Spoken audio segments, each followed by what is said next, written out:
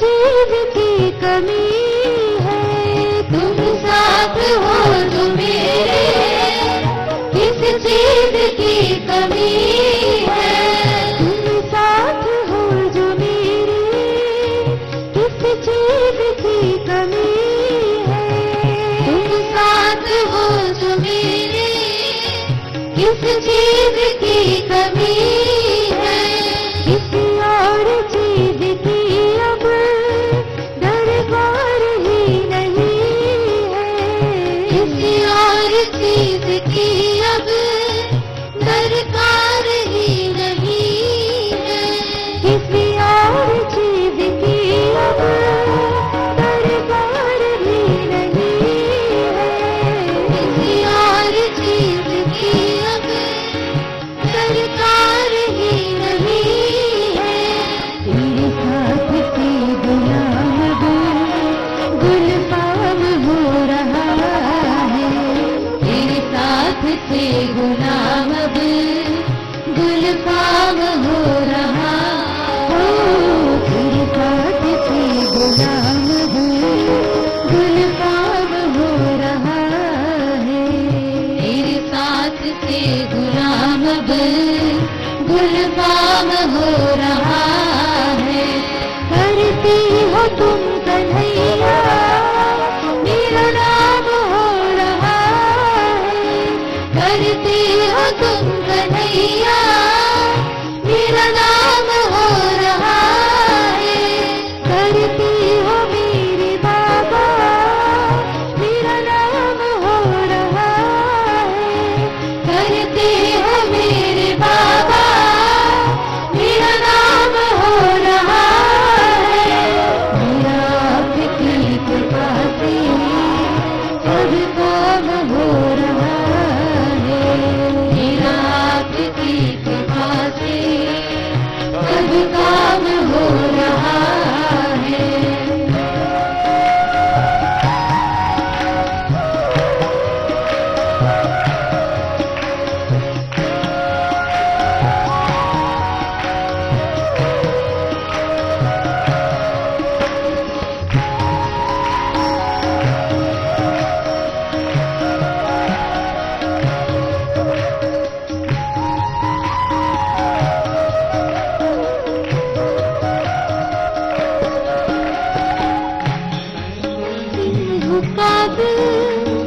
तेरा पार कैसे पाऊं।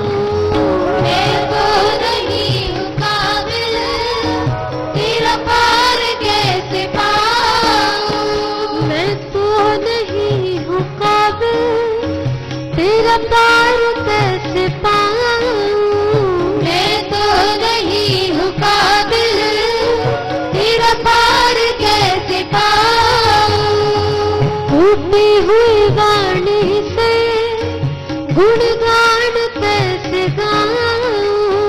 टूटी हुई वाणी से गुणगान कैसे गाऊं। टूटी हुई वाणी से गुणगान कैसे गाऊं। टूटी हुई वाणी से गुणगान कैसे गाऊं। तेरी प्रेरणा से ही अब ये तमाम हो रहा है। तेरी प्रेरणा से ही अब ये तमाम हो रहा है। ही सब काम हो रहा है। मेरा आपकी कृपा से सब काम हो रहा है। मेरा आपकी कृपा से सब काम हो रहा है। मेरा आपकी कृपा से सब काम हो रहा है। ये सब आपकी भावना है, प्रभु कृपा गुरु महाराज का आशीर्वाद है, सत्संगति का आनंद मिल रहा है। रश है ज्यादा तो पीछे और आगे सब भर गए हैं, थोड़ा थोड़ा आप एडजस्ट कर लें ताकि और जो आ रहे हैं उनको भी और जगह मिल जाए। वैसे भी यहाँ ठंडक है और स्थान उत्तम है और प्रभु का गुणगान हो रहा है, तो जितने ज्यादा और आ जाएं तो उनको सबको जगह मिल जावे। हाँ जी।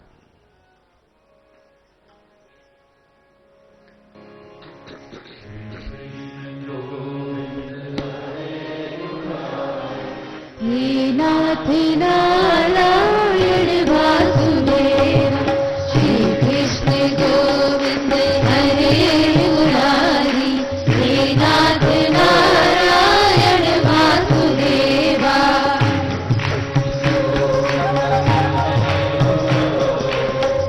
नाथ नारायण वासुदेवा, श्री कृष्ण गोविंद हरे मुरारी। हे नाथ नारायण वासुदेवा,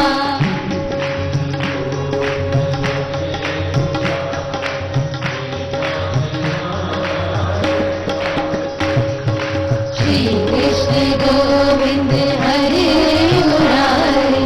हे नाथ नारायण वासुदेवा,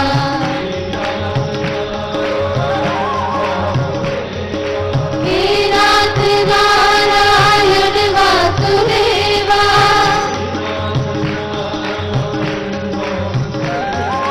हे नाथ नारायण वासुदेवा,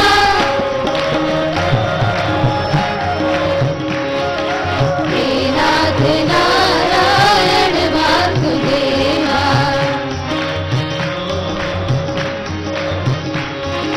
हे नाथ नारायण वासुदेवा। गोविंद हरे मुरारी, हे नाथ नारायण वासुदेवा, श्री कृष्ण गोविंद हरे मुरारी। हे नाथ नारायण वासुदेवा,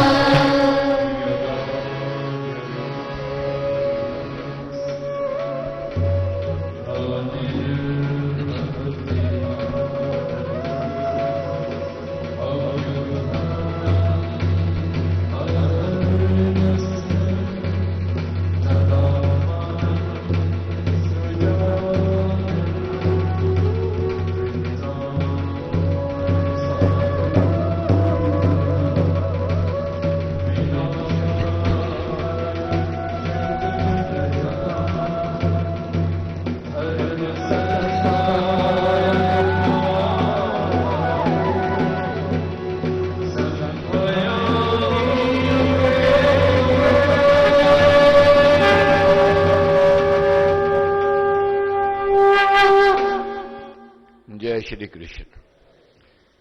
श्रीमद् भगवद गीता में प्रश्न नंबर है 45, दूसरा अध्याय, श्लोक नंबर है 23। 45 प्रश्न नंबर, दूसरा अध्याय, श्लोक नंबर है 23। तो अभी यही गाया है सबने मिलकर के, मेरा आपकी कृपा से सब काम हो रहा है, करते हो तुम घनैया मेरा नाम हो रहा है। पतवार के बिना ही मेरी नाव चल रही है, हैरान है जमाना मंजिल भी मिल रही है, करता नहीं मैं कुछ भी सब काम हो रहा है। कभी विचार की दृष्टि से देखो, खुद अनुभव करोगे। जब बहुत करते हैं तो कुछ नहीं मिलता, जब मालिक की रहमत होती है सब कुछ मिलता है। साथ क्या लेकर के आए थे? खाली हाथ आए थे, मगर बंद मुट्ठी थी हमारी जब जन्म मिला, अपने पिछले पुण्य कर्मों की और पाप कर्मों की साथ लेकर के आए थे। यही कोठियां बनी, यही बंगले बने, यही जमीन जायदाद बनी, यही कुटुंब परिवार बना। किसने दिया? मालिक ने दिया, उसकी रहमत हुई, उसकी कृपा हुई। हैरान है जमाना, सब काम हो रहा है। और हैरानी की बात है, कैसे हो रहा है? ये मालिक करवा रहा है। जीवन में तूफान भी आए, आंधियां भी आई। तूफान आंधियों में तूने ही मुझको थामा, तुम कृष्ण बन के आए मैं जब बना सुधामा। जब मैं बना सुदामा। जब प्राणी सरेंडर कर लेता है फिर मालिक संभालता है। जब तक कहता है मैं बनाने वाला, मैं बनने वाला हूं, मैं तूफानों का सामना कर लूंगा, वे ही टूटता है।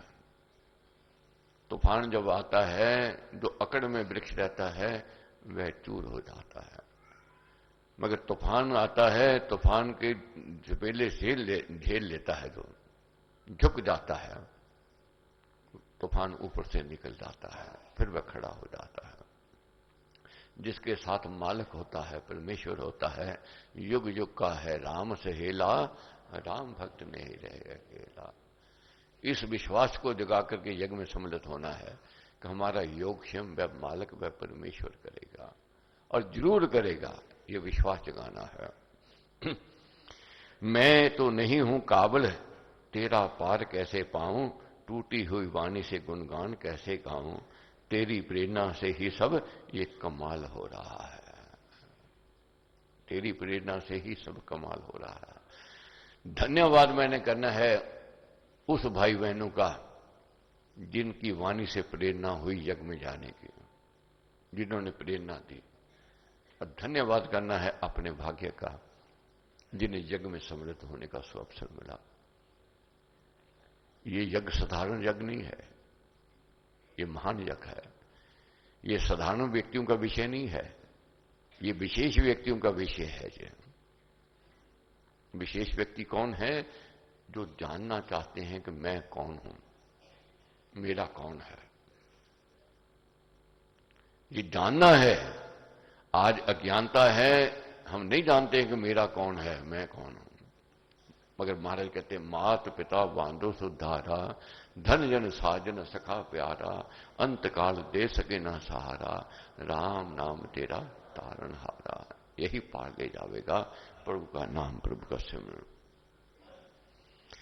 तो आज क्या है स्थिति? जिसको हम कह रहे हैं कि ये मेरा है, मेरा अपना है, वही ना मेरा है ना अपना है। दूर की क्या बात जानी है, अपने शरीर को तो अपना मान रहे हैं कि ये मेरा अपना है। अरे अपना कहां है? इसमें से आत्म चेतन निकलते ही अग्नि की भेंट हो जाएगा, 5 तत्व में मिल जाएगा, कुछ नहीं रहेगा, सब निकल जाएगा। अपना कौन है, मेरा कौन है? ये है आत्मा, जिसको हम भूले हुए हैं, जिसको नहीं जान रहे। इसका कारण क्या है? रजोगुण है और तमोगुण है। रजोगुण के प्रभाव के कारण, तमोगुण के प्रभाव के कारण अपनी आत्मा से दूर हो रहे हैं। निखारना है शरीर को नहीं, अपनी आत्मा को। आत्मा में जब निखार आ जाएगा, आत्मा जब उज्जवल हो जाएगी, हमारा भविष्य उज्जवल हो जाएगा। यत्न करना है। यही पढ़ा है हमने। क्या पढ़ा है? मन का है राम नाम का ऐसा, चिंतामणि पारस मणि जैसा। चिंतामणि पारस मणि जैसा। मगर पारस मणि मिट्टी को सोना नहीं बना सकता है, मिट्टी को नहीं बना सकता है, लोहे को सोना बना देगा। तो हमने लोहा बनना है, यत्न करना है, तो गुरु कृपा से पारस मणि से सोना बन जाएंगे, जरूर बनेंगे। जब तक अधिकारी नहीं बनेंगे, जब तक पात्र नहीं मिलेंगे, तब तक प्राप्ति नहीं है। विद्यार्थी पढ़ता है, कोशिश करता है, कितने वर्ष तक पढ़ता है अपने आप को बनाने के लिए, मगर वो पढ़ता है जो अपने भविष्य की सोच रख लेता है, नहीं तो अनपढ़ रह जाता है, नहीं तो पिछड़ जाता है। यही बात मैंने कही, ये विषय साधारण व्यक्तियों का नहीं है, ये विषय विशेष व्यक्तियों का है। गीता ज्ञान कठिन है, इसमें कथा कहानी नहीं है, व्यंग नहीं है, इसमें केवल ज्ञान है। और ज्ञान भी कैसा ज्ञान? जिसको हम जानना नहीं चाहते, वह आत्मा है, अपने अंदर बैठी है, उसकी पहचान नहीं है हमें अभी तक। ना उसके बारे में सुनना चाहते हैं, ना जानना चाहते हैं। ये है रजोगुण, ये है तमोगुण का प्रभाव। मगर जब सत्वगुण बढ़ता है तो मन में ये विवेक जागृत होता है कि मैं कुछ समझूं, मैं कुछ जानूं, कहां से मैं आया, कहां मैंने जाना है, कौन मेरा अन्नदाता है, कौन मेरा जन्मदाता है। ये सात्विक गुण इस और लेकर के जाता है। ये आप नहीं आए हो, मैं नहीं आया हूं, ये हमारा सात्विक गुण हमें लेकर के आया है, सत्व गुण लेकर के आया है।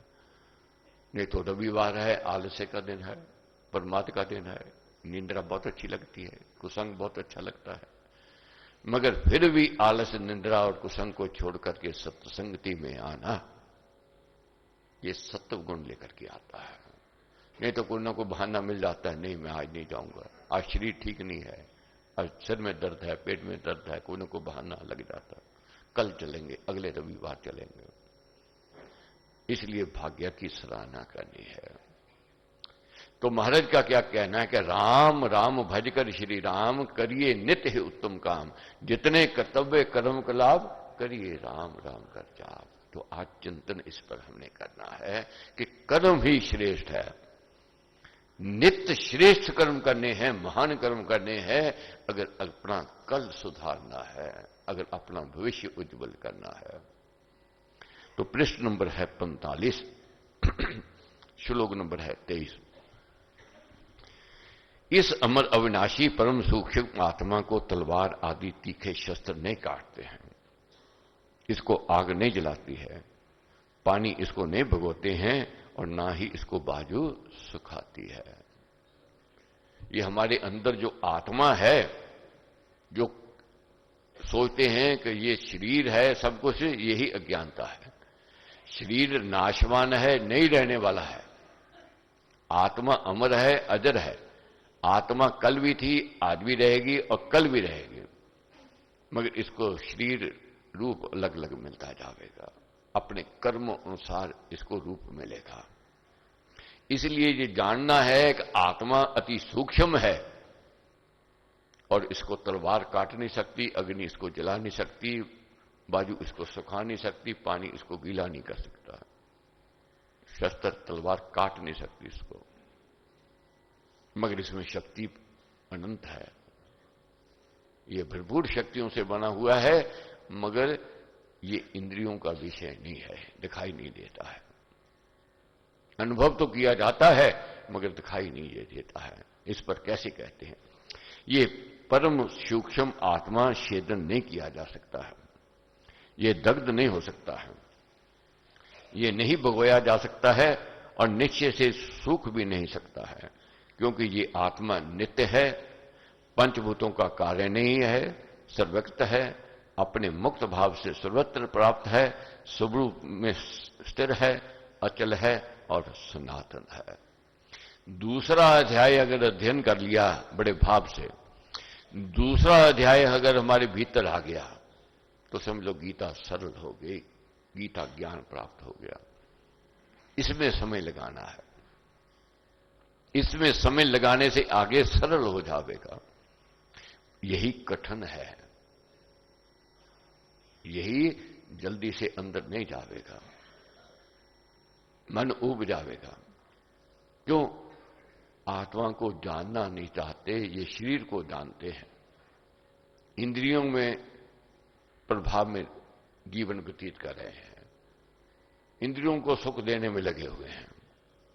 असली सुख जो है आत्म सुख कहा गया है। आत्मा आदि अंत से रहित है, ये नित्य सत्य और सनातन सत्ता है, ये अभाव से निस्तित्व से नहीं बना हुआ है, और निस्तित्व से अस्तित्व कदापि नहीं हो सकता है। अभाव से ना होने से भाव कदापि नहीं होता है। देह में रहने वाला सूक्ष्म आत्मा क्रिया से, चेतना से, स्मृति से और प्राणों के आने जाने आदि से जानना तो जाता है, परंतु फिर भी सब रूप से ये अव्यक्त है। इतना तो जानते हैं कि अंदर चेतन है, श्वास चल रहे हैं, आंखें देख रही हैं, कान सुन रहे हैं, वाणी बोल रही है, कौन चला रहा है? ये आत्मा चला रही है। मगर किसी ने देखा इसको? नहीं देखा, नहीं देखा जा सकता है। इंद्रियों से ग्रहण नहीं किया जा सकता है, मन बुद्धि का विषय ना होने से ये अचिंत्य है। ये प्रकृति के विकार परिणाम से रहित कहा जाता है। इसलिए इस आत्मा को ऐसा जानकर हे अर्जुन, तुझे चिंता नहीं करनी चाहिए। अर्जुन विषाद में थे, घर की कला के कारण दुखी हो गए थे, जीना नहीं चाहते थे, और युद्ध की घोषणा हो गई, अब युद्ध नहीं करना चाहते थे, अपने कर्म में दोष देख रहे थे। अब चिंता ने घेर लिया। प्रभु कहते हैं कि अर्जुन तू चिंता छोड़ दे, चिंता मत कर। यद्यपि ये आत्मा देह में रहता हुआ जान पड़ता है, परंतु अपने स्वरूप से वह इंद्रियों के विषय से बाहर है। उसका अगम्य स्वरूप मन बुद्धि के चिंतन में भी पूरा नहीं आता है। वह प्रकृति का विकार भी नहीं है, वह 5 भूतों से बना हुआ कार्य नहीं है। इस कारण उसका हनन और मनन कदापि नहीं होता है। क्योंकि अर्जुन कहने लगे कि मैं शस्त्र उठाऊंगा, पर पक्ष में मेरे अपने हैं, मारे जाएंगे। मेरे गुरु द्रोण हैं, मेरे विषम पितामह हैं, और मेरे मामे हैं, ससुर है, मित्र हैं और रिश्तेदार संबंधी है। शस्त्र उठाऊंगा, शस्त्र चलेंगे और वे मारे जाएंगे, तो मैं पाप का भागीदार बन जाऊंगा, मैं युद्ध नहीं करूंगा। हनन और मनन तो देह में ही माने गए हैं। प्रभु कहते हैं हनन और मनन देह के माने गए हैं। ये शरीर इनका जाने वाला है, रहने वाला नहीं है। देश काल में उत्पन्न हुए कार्य का मरना तथा बिगड़ना अवश्यंभावी सृष्टि नियम है। ये नियम किसी और नेता की नीति है और अटल है। इसलिए अपने कर्तव्य कर्म करने के काल में तुझे अपने बस से बाहर की बातों का चिंतन करना उचित नहीं है। चिंतन उस बात का करे जो हमारे वश की बात है, जो हम कर सकते हैं, उसका चिंतन कर सकता है प्राणी। जो हमारे वश की बात नहीं है तो उसका चिंतन क्या करके करेंगे? वह कुचिंता बन जाएगी, वह नेगेटिव थॉट्स ले आवेगी, ये मन के रोग हो जाएंगे। ये एक बार मन के रोग अगर अंदर भीतर आ गए, निकलेंगे नहीं, निकालना कुछ मुश्किल है। मेरा अपना कोई नहीं, मेरी कोई बात नहीं सुनता, मैं जो कहता हूं सबको बुरी लगती है, मैं जहां जाता हूं अमंगल दिखाई देता है, जिस काम में हाथ डालता हूं नुकसान दिखाई देता है। ये नेगेटिव थॉट्स हैं, ये कुछ चिंता से आते हैं। जो अपने वश की बात नहीं है, फिर उस बारे में अधिक चिंतन क्या करना। यश अपयश, हानि लाभ, जन्म और मरण, ये प्राणी के हाथ में नहीं है। हर एक आदमी चाहता है लाभ ही लाभ होवे, मगर हर समय लाभ नहीं होता है। हर आदमी चाहता है मेरी यश कीर्ति होवे, मगर हर समय नहीं होती है। हर प्राणी चाहता है मैं जीवित रहूं, मगर नहीं हो सकता है। ये सब मालिक के हाथ में है, परमेश्वर के हाथ में। तो हमारे हाथ में क्या है? सोच करो क्या पुण्य कमाया, कितना जीवन काल बताया। सोच करो क्या पाप कमाया, कितना जीवन काल गवाया।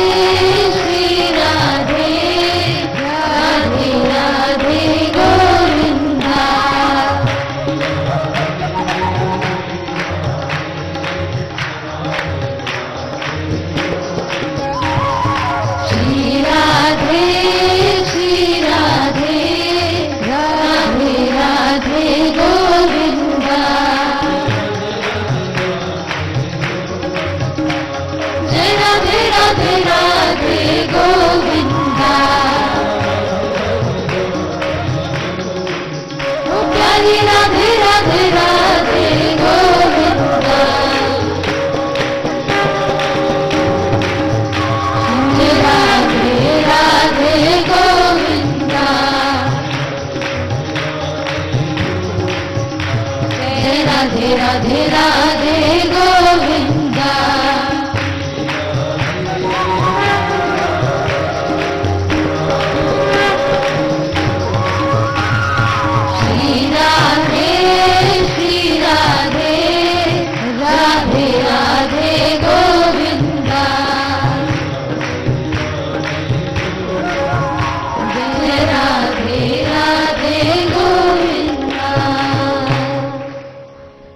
अपने भीतर जो सिंह सोया हुआ है उसको जगाना है।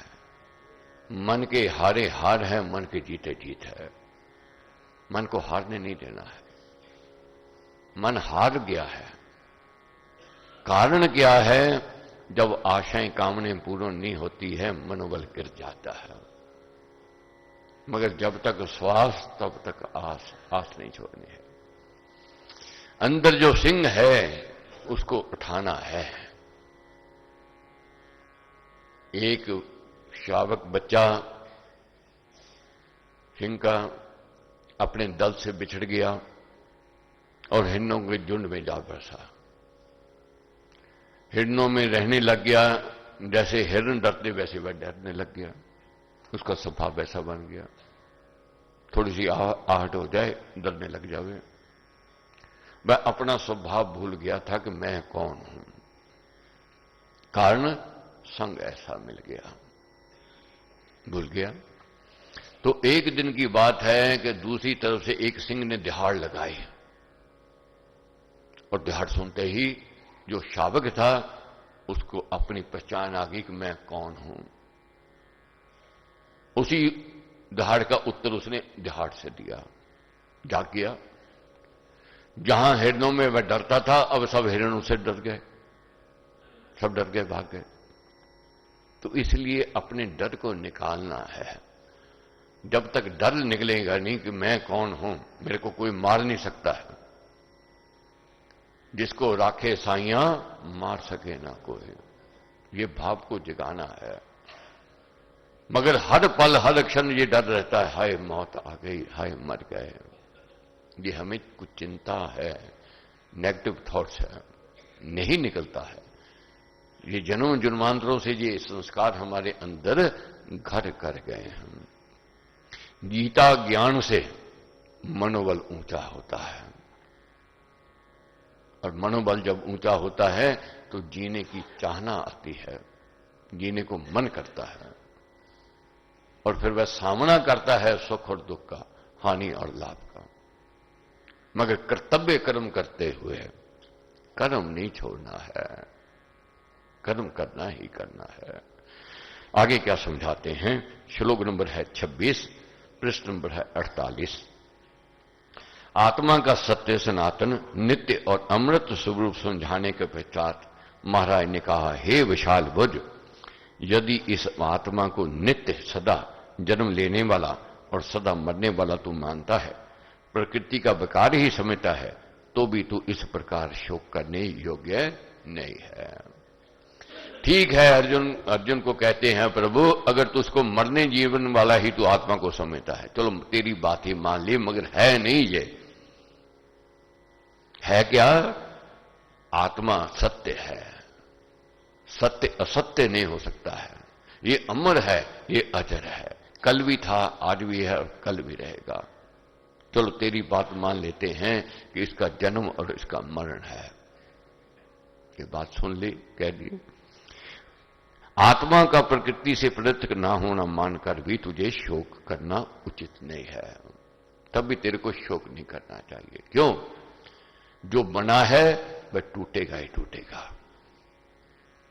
कोई वस्तु ले लो, कोई पदार्थ ले लो, कपड़ा लेकर के आते हैं, पता है ये 6 महीने चलेगा, ये साल चलेगा, ये 2 साल चलेगा, पता है। और पता है कि मकान बनाया है, कब बुद्धा हो रहा है, इसकी उम्र इतनी ही थी। और बुद्धिमान व्यक्ति उसका बहुत दुख नहीं करता। दुख तो होवेगा, अपनी चीज खराब हो रही, दुख तो होवेगा, मगर इतना नहीं करता है जितना बच्चा बाल करता है। जैसे बलून है, फट जावे बाल रोवेगा, चिल्लावेगा, मगर बड़ा नहीं रोता। क्यों नहीं रोता? उसको पता है इसकी उम्र इतनी है, इसने इतना ही रहना है। इसलिए ये जान लेना है कि इस शरीर ने जाना ही जाना है, और जाना है तो इसका अधिक दुख क्यों? दुख होवेगा जब तक चेतन है। जैसे सर्दी और गर्मी है, सर्दी गर्मी शरीर को लगती है, क्यों नहीं लगती है? मीठा खट्टा इस जीवा को लगता है, स्वाद ये बताता है। इसी प्रकार जो हमें अनुकूल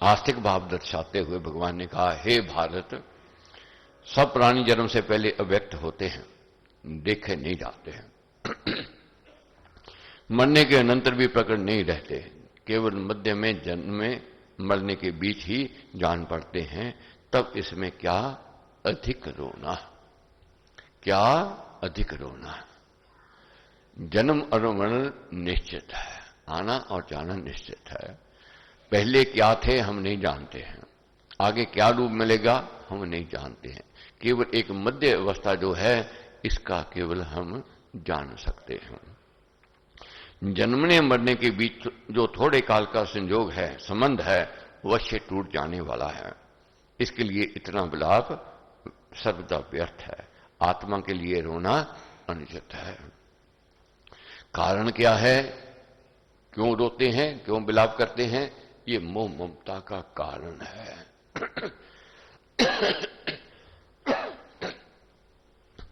मोह ममता और माया में फंसे हुए मनुष्य प्राय शरीर से पृथक आत्मा नहीं समझते। वह देह को ही सर्वस्व मान बैठते हैं।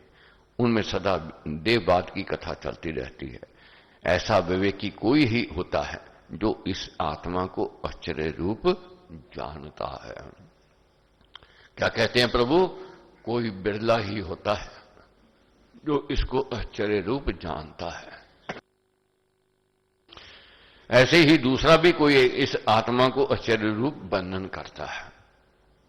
वर्णन करने वाला भी और जानने वाला भी, वो बिरले होते हैं। अन्य भी कोई ही होता है जो इस आत्मा को आश्चर्य रूप सुनता है। जानना, सुनना, सुनाना, ये बिरले व्यक्तियों का काम है, सबके बस की बात नहीं है। और कोई ऐसा मंदभाग्य भी होता है जो इसको सुनकर भी नहीं जानता। तो हमने मंदभाग्य वाले नहीं बनना है कि इसको पढ़ करके भी, सुन करके भी इसको ना जानने हैं।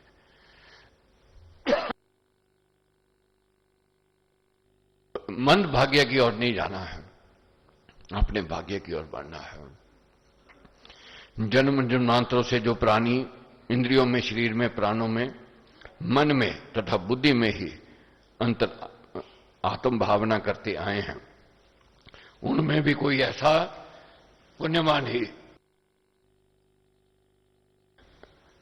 ही अद्भुत आत्म तत्व को जानता है। ये उत्तम पुरुष भी बिरला ही होता है जो श्रोताओं के सम्मुख आत्मा के अद्भुत रूप का वर्णन करता है। सत्संग में आश्चर्य रूप आत्मा का वर्णन सुनना भी किसी पुण्यकर्मी का ही काम है। ये पुण्यकर्म हमारे जो हैं यहां लेकर के आए हैं। पुण्यकर्मी ही सुनता है और पुण्यकर्मी ही सुनाता है। जो आपने प्रेरणा दी ये पुण्यकर्मों का फल है। अगर प्रेरणा नहीं देते ये समझ लो जो पाप दोष था। इसलिए अपने आप को प्रेरणा देनी है, मैंने प्रसादी बांटनी है, पुण्यकर्म जगाने हैं, देना ही देना है, बांटना ही बांटना है। यज्ञ में आना, यज्ञ की सूचना देना और यज्ञ की प्रेरणा देना, यज्ञ में सहयोग देना, ये सभी यज्ञ कहे गए हैं। हे अर्जुन, देहधारी आत्मा सब देह में, सब शरीरों में नित्य अवध्य है। ये किसी भी शरीर में रहता हुआ किसी से मारे नहीं मरता।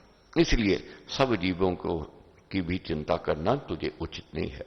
यहां उपस्थित दोनों बदलों के मनुष्यों का आत्मा ही क्या, शरीरधारी मात्र का आत्मा अमृत है और सदा अविनाशी है। इस प्रकार आत्मा की अमर सत्ता को देह से भिन्न दर्शाकर और कर्तव्य कर्म में मोह ममता में पड़कर शोक करना अनुचित बताकर महाराज ने अर्जुन को क्षत्रिय धर्म की दृष्टि से कहा, स्वयं धर्म को अपने क्षत्रिय कर्तव्य को देखकर भी तुझे कांपना उचित नहीं है। पहले तो चारों ओर से बता दिया, समझा दिया, ज्ञान दिया, उपदेश दिए, बताया, समझाया। अब कह रहे हैं कि हे अर्जुन, इसके बाद तू और सुन ले। तू क्षत्रिय है।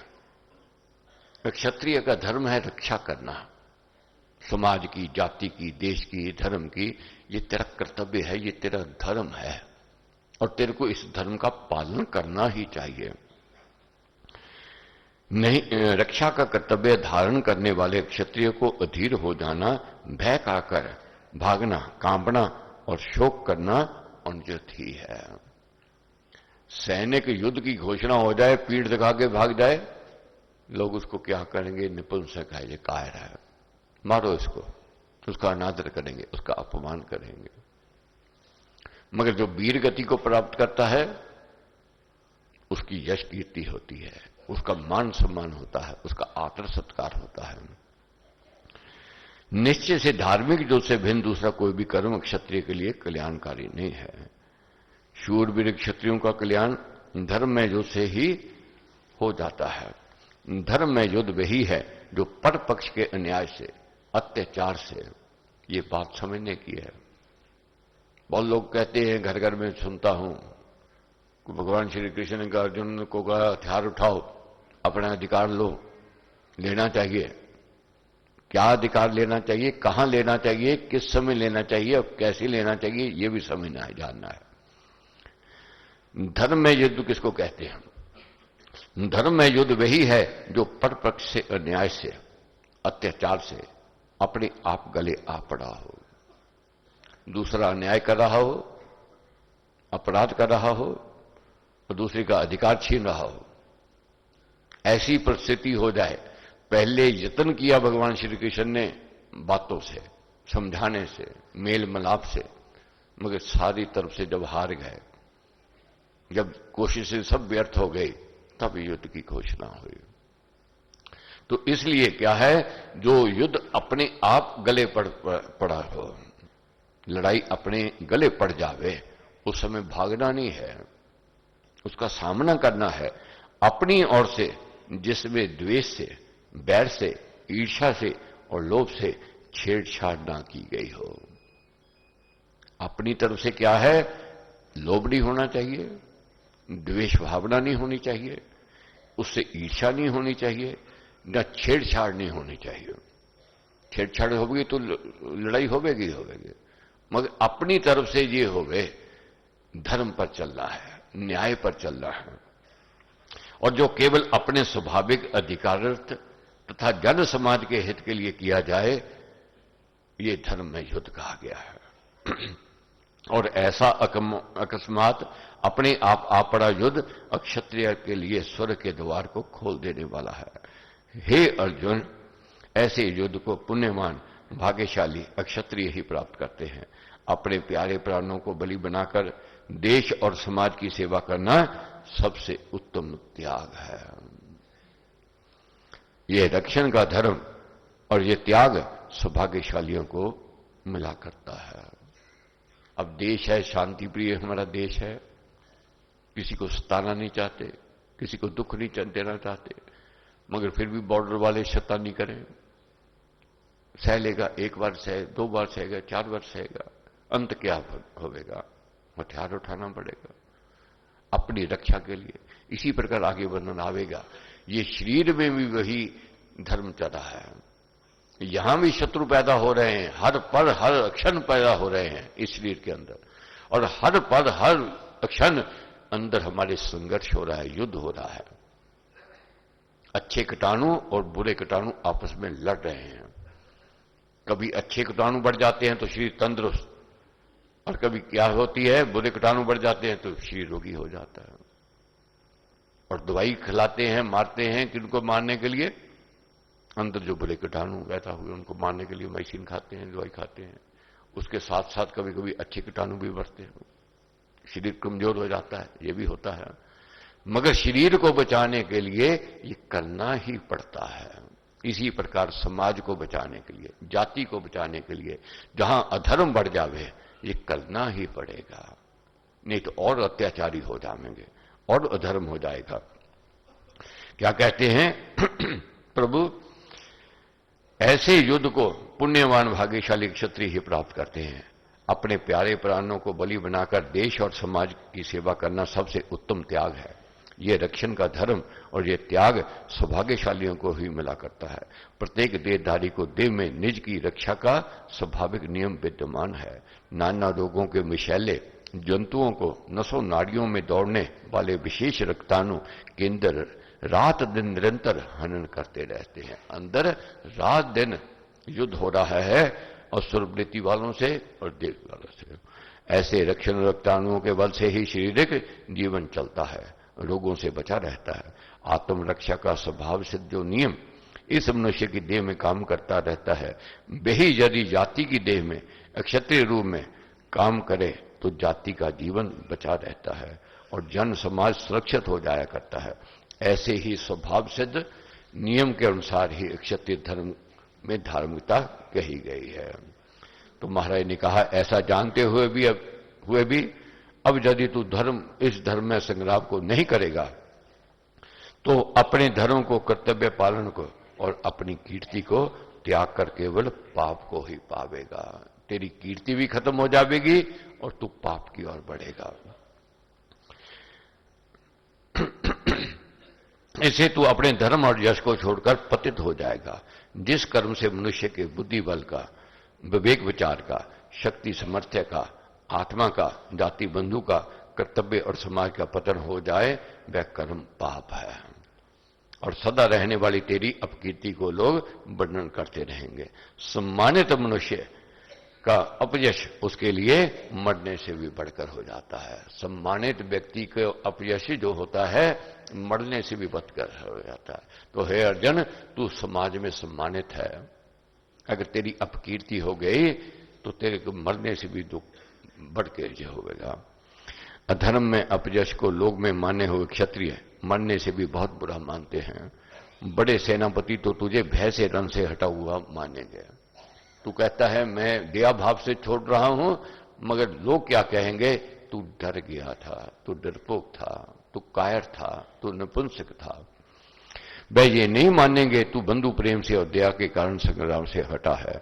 जिनमें तू सम्मान पा चुका है उनकी दृष्टि में हल्का हो जाएगा, वे तुझे तिन तुल्य तुच्छ मानने लग जाएंगे। और दुर्योधन जो तेरा शत्रु है और तेरे शत्रु तेरे सामर्थ्य की निंदा करते हुए तुझको बहुत कुवचन कहेंगे। तेरे लिए इससे बढ़कर दुख क्या होगा, निंदा तेरे लिए बहुत बड़ी दुखदायी हो जाएगी। इस कारण तू इस धर्म से पतित ना हो और अपनी सुकीर्ति की कायरता की कालक को ना लगा। तो प्रभु ने यही उसको प्रेरणा दी है अर्जुन को, अपने कर्तव्य का पालन कर, यही तेरा धर्म है, इस धर्म को तेरे को निभाना चाहिए।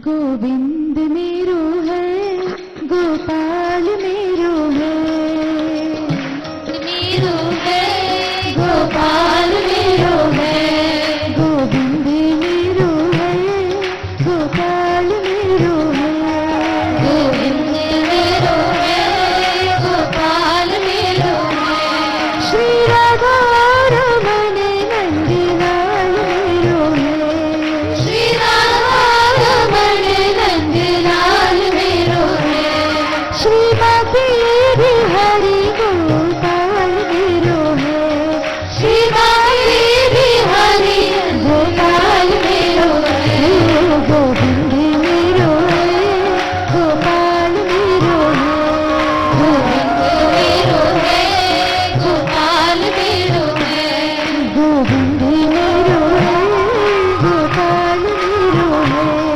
गोविंद मेरो है, गोपाल मेरो है, श्री राधा रमन नंदलाल मेरो है, श्री राधा रमन नंदलाल मेरो है, श्रीमती हरि नंदलाल मेरो है, श्रीमती हरि नंदलाल मेरो है, गोविंद मेरो है, गोपाल मेरो है। सर्वशक्तिमते परमात्मने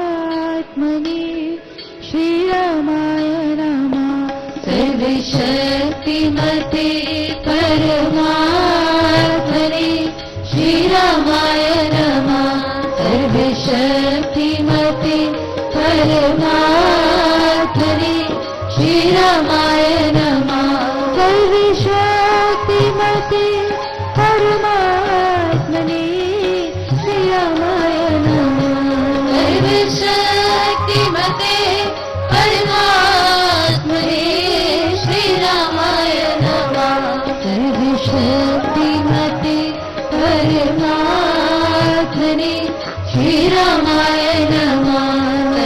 शक्तिमते परमात्मने